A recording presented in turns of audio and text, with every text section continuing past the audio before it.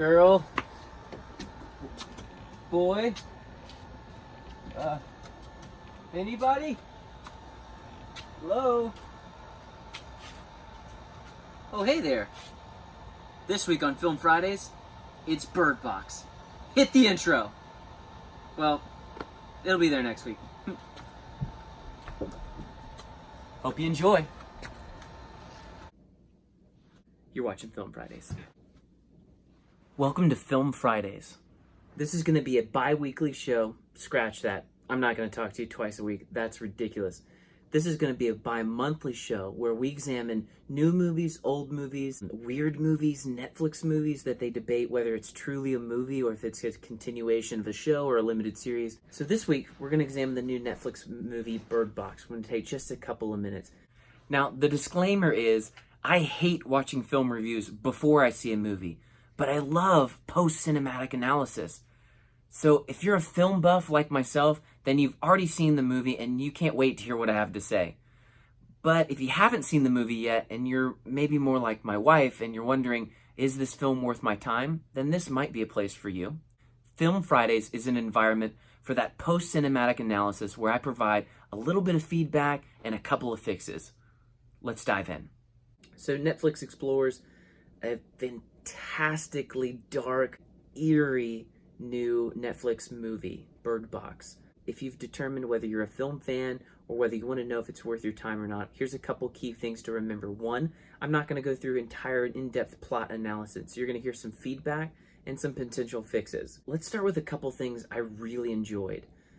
First and foremost, I'm not a huge horror fan, but I love that you do not see the monster. You do not see this demonic entity throughout the film. They keep it hidden. They keep it left to the imagination. There's these beautiful scenes where the main character, played by Sandra Bullock, she's running. She's got her blindfolded on so she doesn't see the evil.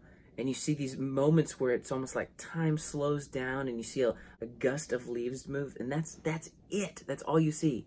I love that. It allows the suspense to build into creativity. The second thing I really enjoyed is, in 2018, we had 3 movies where black guys didn't get killed right off the bat. Now, I know Charlie got killed early on, but main character black males survived almost the entire movie. I mean, in 2018, we had Black Panther. He almost survived Infinity War. In this movie, we had Tom, who almost survived. I'm glad we're breaking out of the mold of African-American males being the first to go in horror-type and settings. That being said, Charlie was killed off pretty early, and he did survive Get Out, so maybe he had that one coming. Now that you've heard some of my feedback, I want to give just a couple of fixes. One, I thought the grocery trip was intense, but I felt like we were in the car for a long time. If you remember in the scene, they're traveling to the grocery store to get supplies, and they've got the windows painted up and protected so they can't see the evil entity on the outside. Began to drag a little bit. I think their intention was to build suspense.